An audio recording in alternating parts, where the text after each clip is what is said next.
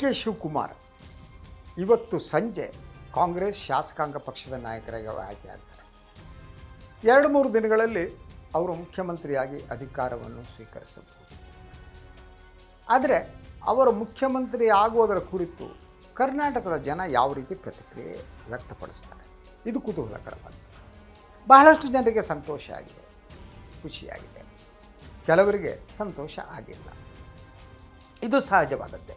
ಒಬ್ಬ ರಾಜಕಾರಣಿ ಅತ್ಯುನ್ನತ ಹುದ್ದೆಗೆ ಹೋದಾಗ ಅದನ್ನು ಸಂತೋಷದಿಂದ ಸ್ವೀಕರಿಸುವವರು ಇರ್ತಾರೆ, ಸ್ವೀಕರಿಸದೇ ಇರುವವರು ಇರ್ತಾರೆ. ಆದರೆ ಇದನ್ನು ರಾಜಕೀಯ ವಿಶ್ಲೇಷಕರು ಬೇರೆ ಬೇರೆ ರೀತಿ ವಿಶ್ಲೇಷಣೆ ಮಾಡೋಕ್ಕೆ ಸಾಧ್ಯ ಮಾಡೋದು. ಸಿದ್ದರಾಮಯ್ಯನವರಿಂದ ಮುಖ್ಯಮಂತ್ರಿ ಸ್ಥಾನವನ್ನು ಅಲಂಕರಿಸುವ ಪಡೆದುಕೊಳ್ಳುವ ಡಿ ಕೆ ಶಿವಕುಮಾರ್ ಯಾವ ರೀತಿ ಬದಲಾವಣೆಗೆ ಕಾರಣ ಆಗಬಲ್ಲರು?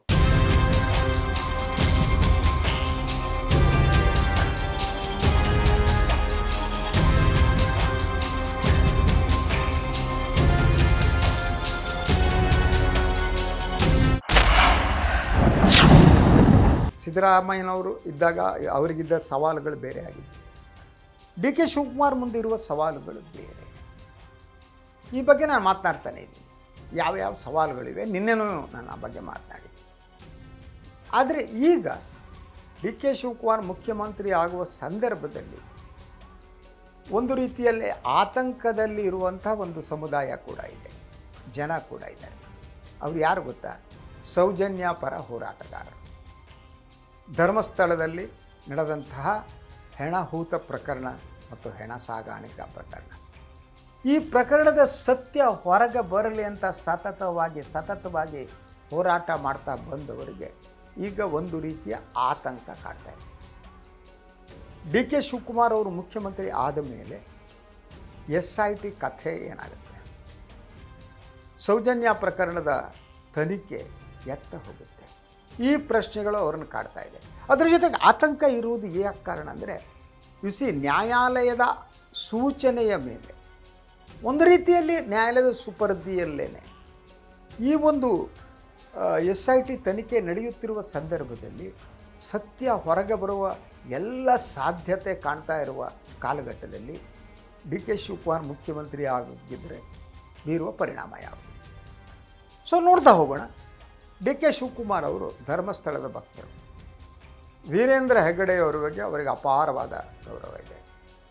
ಧರ್ಮಸ್ಥಳಕ್ಕೆ ಆಗಾಗ ಹೋಗ್ತಾ ಇರ್ತಾರೆ, ಹೆಗ್ಗಡೆಯವರನ್ನು ಮೀಟ್ ಮಾಡ್ತಿರ್ತಾರೆ.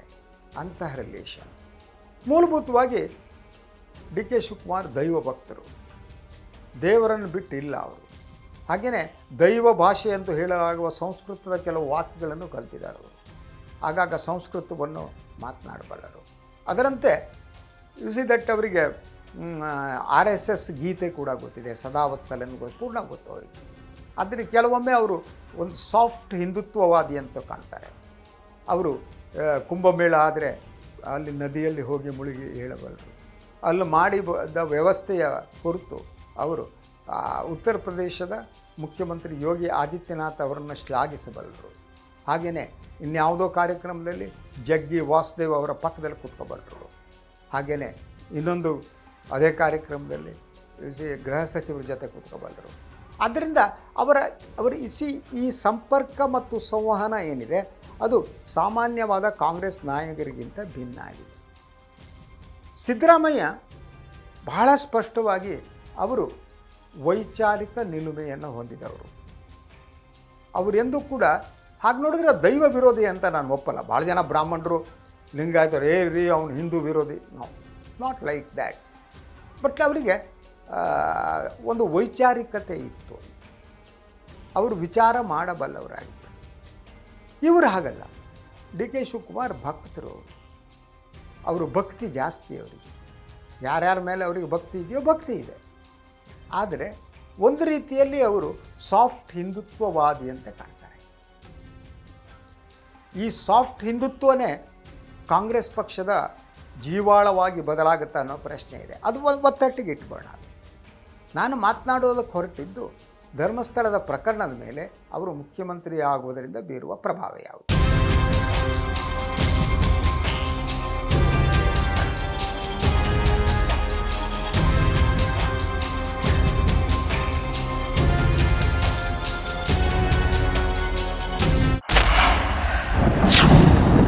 ಅವರು ಉಪಮುಖ್ಯಮಂತ್ರಿಯಾದ ಸಂದರ್ಭದಲ್ಲಿ ಈ ಸೌಜನ್ಯ ಪ್ರಕರಣದ ಮೇಲೆ ಅವರು ಬೀರಿದ ಪ್ರಭಾವ ಯಾವುದು ಅನ್ನೋದನ್ನು ನೋಡಬೇಕು ನಾವು.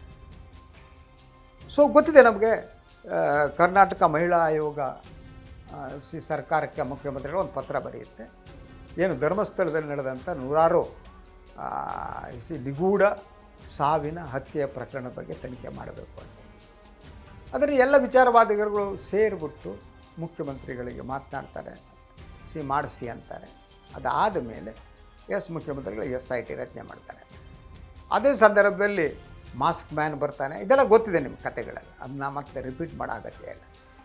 ಸೊ SIT ರಚನೆ ಆದಮೇಲೆ ತನಿಖೆ ಪ್ರಾರಂಭ ಆಗುತ್ತೆ. ತನಿಖೆ ಪ್ರಾರಂಭ ಆದಾಗಲೇ DK ಶಿವಕುಮಾರ್ ಒಂದು ಹೇಳಿಕೆಯನ್ನು ಕೊಡ್ತಾರೆ. ಅದೇನು ಅಂದರೆ, ಇದೊಂದು ಷಡ್ಯಂತ್ರ. ಅಂದರೆ ರಾಜ್ಯದ ಉಪಮುಖ್ಯಮಂತ್ರಿ ಆದವರು SIT ರಚನೆ ಮಾಡಿದ ವಿಚಾರದಲ್ಲಿ ತನಿಖೆ ಪ್ರಾರಂಭದ ಹಂತದಲ್ಲಿರುವಾಗಲೇ ಒಂದು ತೀರ್ಪನ್ನು ಕೊಟ್ಬಿಡ್ತಾರೆ. ಈ ಪ್ರಕರಣದಲ್ಲಿ ಅಲ್ಲಿನ ಧರ್ಮಸ್ಥಳದ ಯಾರು ಧರ್ಮಾಧಿಕಾರಿಗಳಿದ್ದಾರೆ ಅವರೆಲ್ಲರೂ ಅಪ್ಪಟ ಪ್ರಾಮಾಣಿಕರು ಹಾಗೂ ಅವರು ದೈವಾಂಶ ಸಂಭೂತರೂ ಆಗಿದ್ದಾರೆ. ಆದ್ದರಿಂದ ಅಲ್ಲಿ ಪ್ರಕರಣಗಳು ನಡೆದಿರೋಕ್ಕೆ ಸಾಧ್ಯನೇ ಇಲ್ಲ. ಯೂಸ್ವಲಿ ಸಂವಿಧಾನ ಗೊತ್ತಿದ್ದವರು, ನ್ಯಾಯಪರತೆ ಬಗ್ಗೆ ನಂಬಿಕೆ ಇಟ್ಟವರು ಆಗಿದ್ದರೆ ಇಂಥ ಹೇಳಿಕೆ ಕೊಡಲ್ಲ ಯೂಸ್ವಲಿ. ಯಾಕಂದರೆ ತನಿಖೆಗೆ ಆದೇಶ ಮಾಡಿದ್ದೇವೆ. ಇಂಥ ಸಂದರ್ಭದಲ್ಲಿ ಹೇಳಿಕೆ ನೀಡುವುದೇನಾಗುತ್ತೆ, ಅದು ಉಪಮುಖ್ಯಮಂತ್ರಿ ಸ್ಥಾನದಲ್ಲಿರುವವರು, ಅದು ಎರಡು ರೀತಿಯ ಪರಿಣಾಮ ಬೀರುತ್ತೆ. ಒಂದು, ತನಿಖೆಯಲ್ಲಿ ಅದು ಇಂಟರ್ಫಿಯರೆನ್ಸ್ ಅಂತ. ಸೊ ಸರ್ಕಾರವೇ ರಚಿಸಿದ SITಯಲ್ಲಿ ಅದರ ತನಿಖೆಗಿಂತ ಮೊದಲು ತೀರ್ಪನ್ನು ಕೊಡುವ ಮೂಲಕ ಉಪಮುಖ್ಯಮಂತ್ರಿಗಳು ಇಂಟರ್ಫಿಯರ್ ಮಾಡಿದ್ರು ಅನ್ನೋದು ಒಂದು. ಎರಡನೇದು, ಈ ತನಿಖೆಯ ಫಲಿತಾಂಶ ಹೇಗೆ ಬರಬೇಕು ಅನ್ನುವ ಮುನ್ಸೂಚನೆಯನ್ನು ಅವರು ಇಂಡೈರೆಕ್ಟಾಗಿ ಕೊಟ್ಟದ್ದು. ಆ ಮುನ್ಸೂಚನೆ ಯಾವುದು ಅಂದರೆ, ಇದು ಷಡ್ಯಂತ್ರ, ಅವರಲ್ಲಿ ಯಾರ್ದು ತಪ್ಪಿಲ್ಲ, ವರದಿ ಇಂಥದ್ದೇ ಬರಲಿ. ಇದು ಆದ ಮೇಲೆ ತನಿಖೆಯ ಪ್ರತಿ ಹಂತದಲ್ಲೂ ರಾಜಕಾರಣಿಗಳು ಇಂಟರ್ಫಿಯರ್ ಆಗ್ತಾ ಹೋದರು. ರಾಜಕಾರಣಿಗಳು ಮಧ್ಯಪ್ರವೇಶಿಸಿದರು. ಎಲ್ಲರೂ ಕೂಡ ಧರ್ಮಸ್ಥಳದವರಿಗೆ ಕ್ಲೀನ್ ಚಿಟ್ ಕೊಡೋದು ಪ್ರಾರಂಭ ಮಾಡಿದ್ರು, ಹಲವಾರು ರಾಜಕಾರಣಿ. ಸೊ ಇಂಥ ಸಿಚುವೇಷನ್ನಲ್ಲೂ ಕೂಡ ನಾನು ಏನು ಧರ್ಮಸ್ಥಳದಲ್ಲಿ 80ರ ದಶಕದಿಂದ ಎಷ್ಟು ಹತ್ಯಾ ಪ್ರಕರಣಗಳು ನಡೆದವೋ, ನೇತ್ರಾವತಿಯಲ್ಲಿ ಎಷ್ಟು ಹೆಣಗಳು ತೇರಿದ್ವೋ, ಅದರ ಹಿಂದೆ ಎಲ್ಲ ಧರ್ಮಾಧಿಕಾರಿಗಳ ಕುಟುಂಬ ಇದೆ ಅಂತ ನಾನು ಹೇಳಲಾರೆ. That is wrong. ನಾನು ಅವ್ರ ಮೇಲೆ ಆರೋಪ ಮಾಡೋಕ್ಕೆ ಸಿದ್ಧರಿಲ್ಲ. ವೀರೇಂದ್ರ ಹೆಗ್ಗಡೆ ಅವ್ರ ಮೇಲೂ ನಾನು ಆರೋಪ ಮಾಡಲಾರೆ, ಅವ್ರ ಕುಟುಂಬದ ಮೇಲೂ ನಾನು ಆರೋಪ ಮಾಡಲಾರೆ. ಆರೋಪ ಮಾಡ್ಕೊಳ್ಳಿ. ಯಾಕೆಂದರೆ ಯಾವುದೇ ಒಬ್ಬ ವ್ಯಕ್ತಿ ಏನಿರ್ತಾರೆ, ಆರೋಪ ಬಂದರೆ ಆರೋಪ ಸಾಬೀತಾಗುವವರೆಗೆ ಅವರೇನಿರ್ತಾರೆ ಅವರು ಆಪಾದಿತರೇ ಹೊರತು ಅವ್ರ ಮೇಲೆ ಅದನ್ನ ಪ್ರೂವ್ ಆಗಿದೆ ಅಂತ ಅರ್ಥ ಅಲ್ಲ. ಆ ಕಾರಣಕ್ಕಾಗಿ ಸೊ ಹಾಗೆಯೇ ಈ ಕುಟುಂಬ ಧರ್ಮಸ್ಥಳದ ಏನಿದೆ, ಇವರು ಈ ಆರೋಪದಿಂದ ಹೊರಗೆ ಬರಬೇಕು ಅಂತೇಳಿ ಪ್ರಾಮಾಣಿಕವಾಗಿ ಬಯಸುವಲ್ಲಿ ನಾನು ಒಬ್ಬ. ಪ್ರಶ್ನೆ ಆಗಲ್ಲ. ಪ್ರಶ್ನೆ ಈ ಒಂದು ಹೆಣ ಸಾಗಾಣಿಕೆ ಪ್ರಕರಣ ಮತ್ತು ಹೆಣ ಹೂತ ಪ್ರಕರಣ, ನದಿಗಳಲ್ಲಿ ಹೆಣ ತೇಲಿ ಹೋದ ಪ್ರಕರಣಗಳಿಗೆ ಸಂಬಂಧಪಟ್ಟ ಹಾಗೆ, UDR ಪ್ರಕರಣಗಳಿಗೆ ಸಂಬಂಧಪಟ್ಟ ಹಾಗೆ ಒಂದು ನಿಷ್ಪಕ್ಷಪಾತವಾದ ತನಿಖೆ ನಡೆಯಬೇಕು ಅಲ್ವಾ? ತನಿಖೆ ನಡೆಯುವವರೆಗೆ ಯಾರು ಉನ್ನತ ಸ್ಥಾನದಲ್ಲಿದ್ದಾರೆ, ಯಾರು ಗೌರವಾನ್ವಿತ ಹುದ್ದೆಯಲ್ಲಿದ್ದಾರೆ, ಅವರು ಹೇಳಿಕೆ ನೀಡಕೂಡದು. ಹಾಗೆ ಹೇಳಿಕೆ ನೀಡಿದರೆ ಅದರ ಅರ್ಥ ಏನು? ತನಿಖೆ ಅಗತ್ಯ ಇಲ್ಲ ಅಂತಲ್ವ. ಆದ್ದರಿಂದ ಇಂಡೈರೆಕ್ಟ್ಲಿ SITಯ ರಚನೆ ಆದ ಸಂದರ್ಭದಿಂದ ಈ ಪ್ರಕರಣಗಳ ಬಗ್ಗೆ ತನಿಖೆ ಅಗತ್ಯ ಇಲ್ಲ ಅನ್ನುವ ಸಂದೇಶವನ್ನು ಆಗ ಉಪಮುಖ್ಯಮಂತ್ರಿಯಾಗಿದ್ದ DK ಶಿವಕುಮಾರ್ ನೀಡ್ತಾನೆ ಬಂದರು. ಈಗ ಅವರೇ ಮುಖ್ಯಮಂತ್ರಿ, ಅವರೇನು ಮಾಡ್ಬೋದು? ಸೊ ಭಾಳ ಸ್ಪಷ್ಟವಾಗಿ SITಯನ್ನು ರದ್ದುಪಡಿಸಬೇಕು ಅಂತ BJP ಮತ್ತು JDS ಮಿತ್ರ ಪಕ್ಷಗಳು ಮೊದಲಿಂದ ಒತ್ತಾಯ ಮಾಡ್ತಾನೆ ಇದೆ. ಸೊ ಈಗ ಇದೇ ರೀತಿ SIT ತನಿಖೆ ಅಗತ್ಯವಿಲ್ಲ ಅಂತ ಹೇಳುವ DK ಶಿವಕುಮಾರ್ ಅವರು BJP ಮತ್ತು JDS ನಿಲುಮೆಗೆ ಹತ್ತಿರವಾಗಿದ್ದಾರೆ. ಹಾಗಿದ್ದರೆ SITಗೆ ಏನಾಗುತ್ತೆ? ಮುಖ್ಯಮಂತ್ರಿ ಆಗುವ ಸನ್ಮಾನ್ಯ DK ಶಿವಕುಮಾರ ಮುಂದೆ ಇರುವ ಆಪ್ಷನ್ಸ್ಗಳೇನು? ಇದೊಂದು ಬುರುಡೆ ಪ್ರಕರಣ. ಬುರುಡೆ ಕಂಡ್ರೆ ಯಾರು ತಂದರು ಹೋದರು, ಇದು ಯಾವ ಸಂಬಂಧ ಇಲ್ಲ. UDRಗಳು ಎಲ್ಲ ಅನಾಮಧೇಯ ಹೆಣ್ಣುಗಳು ಬಂದು ಹೋಗಿವೆ. ಅನ್ನುವ ತೀರ್ಮಾನಕ್ಕೆ ಬರಬಹುದು ಅನ್ನುವ ಅಪಾಯ ಕಾಣ್ತಾ ಇದೆ. ಅದರಂತೆಯೇ ಧರ್ಮಸ್ಥಳದ ಈ ಪ್ರಕರಣಗಳ ವಿರುದ್ಧ ಹೋರಾಡ್ತಾ ಇರುವವರಿಗೆ ಒಳಗಡೆ ಒಂದು ಆತಂಕ ಪ್ರಾರಂಭ ಆಗಿದೆ. ಒಂದು ಸರ್ಕಾರವೇ ತಮ್ಮ ವಿರುದ್ಧ ಷಡ್ಯಂತರ ನಡೆಸುವಂತಹ ಅಪಾಯ ಅವರಿಗೆ ಕಾಣ್ತಾ ಇದೆ. ಹಾಗೆಯೇ ಈ ಹೋರಾಟವನ್ನು ಒಂದು ಕಡೆ ಹತ್ತಿಕ್ಕುವುದಾದರೆ ಇಡೀ ಈ ಎಲ್ಲ ಹತ್ಯಾ ಪ್ರಕರಣಗಳನ್ನು ಮುಚ್ಚಿ ಹಾಕುವ ಒಂದು ಯತ್ನ ನಡೀಬೋದು. ಅದಕ್ಕಾಗಿ SITಯನ್ನು ರದ್ದುಪಡಿಸಲಾಗತ್ತೆ. ಆದರೆ ರದ್ದುಪಡಿಸೋದು ಅಷ್ಟು ಸುಲಭ ಅಂತ ನನಗೆ ಅನಿಸಲ್ಲ. ಯಾಕಂದರೆ ಈಗಾಗಲೇ ಇದರಲ್ಲಿ ನ್ಯಾಯಾಲಯದ ಇಂಟರ್ಫಿಯರೆನ್ಸ್ ಇದೆ. ನ್ಯಾಯಾಲಯ ಈ ಪ್ರಕರಣಗಳಲ್ಲಿ ಎಸ್ಪೆಷಲಿ ಆಗಾಗ ಸಲಹೆ ಸೂಚನೆಗಳನ್ನು ಕೊಡ್ತಾ ಇದೆ. SIT ಕೂಡ ಈಗಾಗಲೇ ಮಧ್ಯಂತರ ವರದಿಗಳನ್ನು ನ್ಯಾಯಾಲಯಕ್ಕೆ ಸಲ್ಲಿಸಿದೆ. ಲೇಟೆಸ್ಟ್ ವರದಿಯನ್ನು ಕೂಡ ಇನ್ನೊಂದು ವಾರದಲ್ಲಿ ಸಲ್ಲಿಸೋ ಚಾನ್ಸಸ್ ಇದೆ.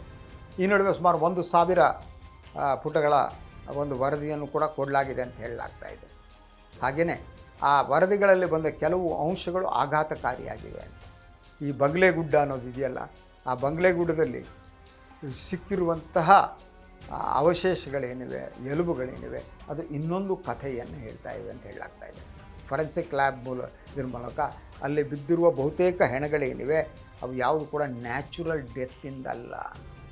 ಅಂದರೆ ಹತ್ಯೆ ಮಾಡಿಯೋ ಇನ್ನೇನು ಮಾಡಿಯೋ ಅಲ್ಲಿ ತಂದು ಒಗೆಯಲಾದಂಥ ಹೆಣಗಳಿವೆ ಅಂತ.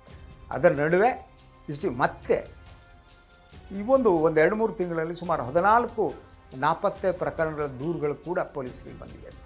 ಇದರದ್ದೆಲ್ಲ ತನಿಖೆ ನಡೀಬೇಕಾಗಿದೆ. ಈ ಪ್ರಕರಣದ ಹಿಂದಿನ ಸತ್ಯ ಹೊರಗೆ ಬರುವ ಸಂದರ್ಭದಲ್ಲಿ DK ಶಿವಕುಮಾರ್ ಮುಖ್ಯಮಂತ್ರಿ ಆದವರು ಏನು ಮಾಡ್ತಾರೆ?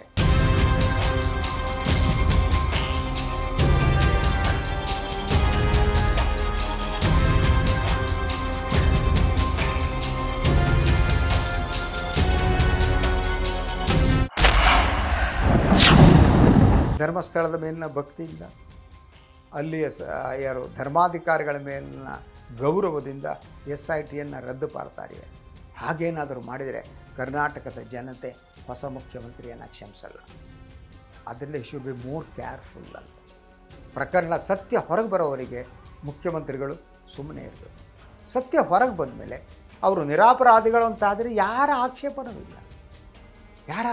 ವೀರೇಂದ್ರ ಹೆಗಡೆ ಅವ್ರ ಕುಟುಂಬ ನಿರಪರಾಧಿಗಳು, ಭಾಳ ಖುಷಿ ಪಡುವಂಥ ಸಮಾಚಾರ. ಆದರೆ ಅವರು ನಿರಪರಾಧಿಗಳಾದರೆ ಈ ಪ್ರಕರಣಗಳ ಕಾರಣಕರ್ತರು ಯಾರು? ಈ ಹತ್ಯಾಕಾಂಡದ ರೂವಾರಿಗಳು ಯಾರು? ಈ ಸತ್ಯ ಹೊರಗೆ ಬರಬೇಕಾಗಿದೆ. ಈ ಸತ್ಯವನ್ನು ಹೊರತರಬೇಕಾದಂಥ ಜವಾಬ್ದಾರಿ ಸನ್ಮಾನ್ಯ DK ಶಿವಕುಮಾರ್ ಮೇಲಿದೆ.